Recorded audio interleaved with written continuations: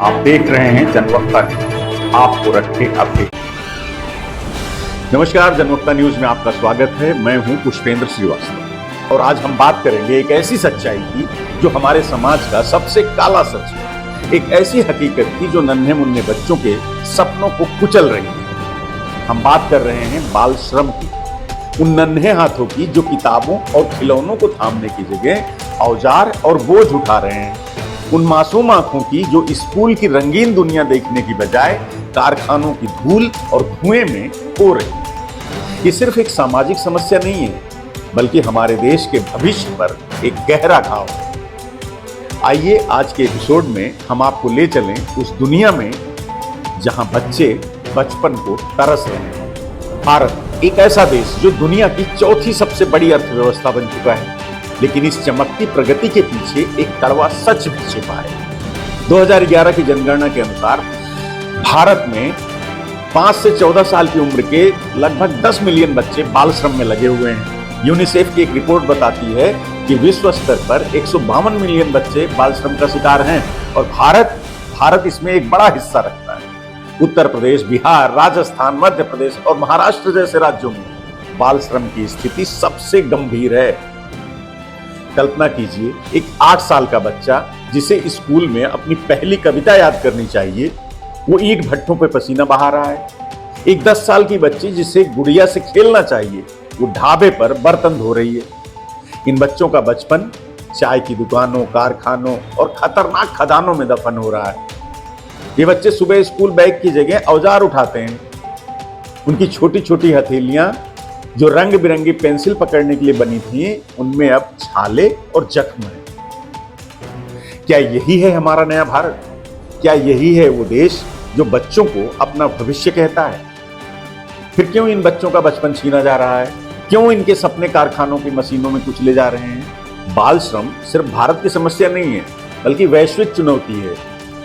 अंतर्राष्ट्रीय श्रम संगठन ILO, उसकी 2022 की रिपोर्ट के मुताबिक दुनिया भर में 160 मिलियन बच्चे लगभग बाल श्रम में फंसे हैं। इसमें से 64 मिलियन लड़कियां और 88 मिलियन लड़के हैं। अफ्रीकी देशों में 29% बच्चे और दक्षिण एशिया में 7% बच्चे बाल श्रम में लगे हैं और भारत में यह आंकड़ा 3.9% है, जो वैश्विक औसत से कम हो सकता है, लेकिन 10 मिलियन बच्चों की संख्या अपने आप में भयावह है।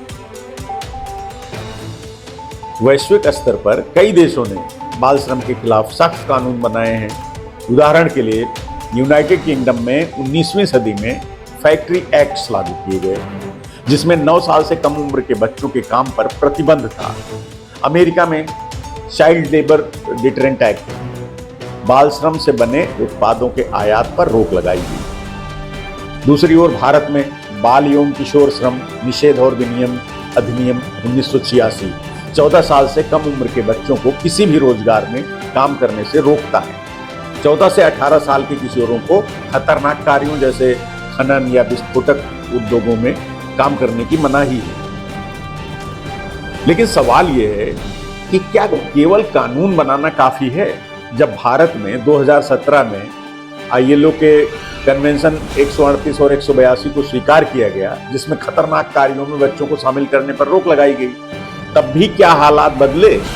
नहीं, क्योंकि कानून किताबों में तो है, लेकिन जमीन पर उनको सख्ती से लागू नहीं किया गया है। भारत सरकार ने बाल श्रम को रोकने के लिए कई कानूनी और नीतिगत कदम उठाए हैं। भारतीय संविधान का अनुच्छेद 23 बाल श्रम को निषिद्ध करता है और अनुच्छेद 24 14 साल से कम उम्र के बच्चों को खतरनाक कार्यों में नियुक्त करने पर रोक लगाता है। अनुच्छेद 21A 6 से 14 साल के बच्चों को मुफ्त और अनिवार्य शिक्षा का अधिकार भी देता है। 1986 में बाल श्रम निषेध और विनियमन अधिनियम लागू हुआ, जिसे 2016 में संशोधित किया गया। इसके तहत 14 साल से कम उम्र के बच्चों से किसी भी तरह का काम करवाना अपराध और उल्लंघन करने वालों को 2 साल तक की जेल और 50,000 रुपए तक का जुर्माना है। राष्ट्रीय बाल श्रम परियोजना, इसके तहत विशेष स्कूल चलाए जाते हैं, जहां बाल श्रम से मुक्त किए गए बच्चों को शिक्षा, 150 रुपए महीना वजीफा, पोषण और स्वास्थ्य सुविधाएं भी दी जाती हैं। मिड डे मील, समग्र शिक्षा अभियान और बेटी बचाओ बेटी पढ़ाओ जैसी योजनाएं बच्चों को स्कूल से जोड़ने की कोशिश करती हैं। गैर सरकारी संगठन जैसे बचपन बचाओ आंदोलन, उसने लाखों बच्चों को बाल श्रम से मुक्त करवाया है। केरल सरकार की एक अनूठी योजना है, बाल श्रम की सूचना देने वाले को 2500 रुपए का इनाम दिया जाता है वहां। ये दिखाता है कि अगर इच्छा शक्ति हो तो बदलाव संभव है। लेकिन इन सब के बावजूद बाल श्रम क्यों नहीं रुक रहा? इसका जवाब है गरीबी। गरीबी वो जड़ है जो बाल श्रम को पनपने दे रही है। एक गरीब परिवार जो 2 वक्त की रोटी के लिए तरस रहा हो, वो अपने बच्चे को स्कूल भेजने की जगह मजदूरी पर भेजने को मजबूर है। यूनिसेफ की एक रिपोर्ट कहती है कि भारत में 50% से अधिक बच्चे गरीबी, संघर्ष और भेदभाव के कारण शिक्षा से वंचित हैं। क्या ये सिर्फ परिवारों की गलती है? नहीं, समाज और व्यवस्था भी उतनी ही जिम्मेदार है। अशिक्षा, जागरूकता की कमी और अनौपचारिक अर्थव्यवस्था का विस्तार बाल श्रम को बढ़ावा देता है। छोटे दुकानदार और कारखानों के मालिक सस्ते श्रम के लिए बच्चों को रखते हैं क्योंकि उन्हें कम से कम पैसे देने पड़ते हैं। और सबसे दुखद बात, कई बार माता पिता खुद अपने बच्चों को काम पर भेजते हैं क्योंकि उनके पास कोई और रास्ता नहीं होता।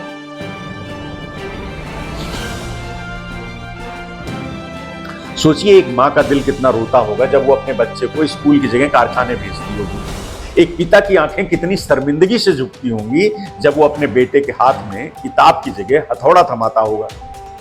ये मजबूरी है, लेकिन क्या हम इस मजबूरी को खत्म नहीं कर सकते? बाल श्रम सिर्फ बच्चों का बचपन नहीं छीनता, ये देश का भविष्य भी छीन लेता है। जो बच्चे स्कूल नहीं जाते वो शिक्षा से वंचित रह जाते हैं। बिना शिक्षा के वो न तो अच्छी नौकरी पा सकते हैं, ना ही देश के विकास में कोई योगदान दे सकते हैं। लंबे समय तक काम करने से बच्चों का शारीरिक और मानसिक विकास भी रुक जाता है। वो चोटों, बीमारियों और शोषण का भी शिकार होते हैं। क्या आपने कभी सोचा कि इन बच्चों के सपने क्या होंगे? शायद कोई डॉक्टर बनना चाहता हो, कोई वैज्ञानिक या फिर कोई शिक्षक, लेकिन इनके सपने कारखानों की मशीनों में पिस कर रह जाते हैं। इनके छोटे छोटे कंधों पर परिवार का बोझ है, लेकिन क्या हमारा समाज इस बोझ को हल्का नहीं कर सकता? बाल श्रम को खत्म करना आसान नहीं, लेकिन असंभव भी नहीं। हमें गरीबी और अशिक्षा से जड़ से लड़ना होगा। सरकार को सामाजिक सुरक्षा योजनाओं जैसे नगद हस्तांतरण, सब्सिडी और स्वास्थ्य बीमा, इन सबको मजबूत करना होगा। स्कूलों को और सुलभ बनाना होगा ताकि हर बच्चा शिक्षा का हक पा सके। लेकिन ये सिर्फ सरकार की जिम्मेदारी नहीं है, हम सब की जिम्मेदारी है। अगर आप किसी बच्चे को काम करते देखें तो चुप ना रहें, अपनी आवाज उठाएं। नजदीकी पुलिस स्टेशन में या किसी एनजीओ को सूचित करें। अपने आसपास के गरीब बच्चों को स्कूल भेजने के लिए प्रेरित करें। पुरानी किताबें, कपड़े, खिलौने वगैरह सब दान करें। आपका छोटा सा कदम भी मायने रखता है। तो आइए हम सब मिलकर एक ऐसा भारत बनाएं जहां हर बच्चा स्कूल जाए, हंसे, खेले और अपने सपनों को उड़ान दे। बच्चे हमारे देश का भविष्य हैं। अगर हम उनके बचपन को बचा लेंगे तो हम एक सशक्त और समृद्ध भारत का निर्माण भी कर पाएंगे। ये एपिसोड उन नन्हे सितारों को समर्पित है जो आज भी अपने बचपन को तरस रहे हैं। आइए उनके लिए एक नई सुबह लाएं। ऐसे बच्चों के बारे में आपकी क्या राय है? आप क्या सोचते हैं? अपनी राय हमें कमेंट बॉक्स में जरूर बताएं। जनवक्ता न्यूज में एक नए एपिसोड के साथ हम जल्द ही फिर मिलेंगे। तब तक आप अपना और अपनों का ख्याल रखिए। धन्यवाद। जनवक्ता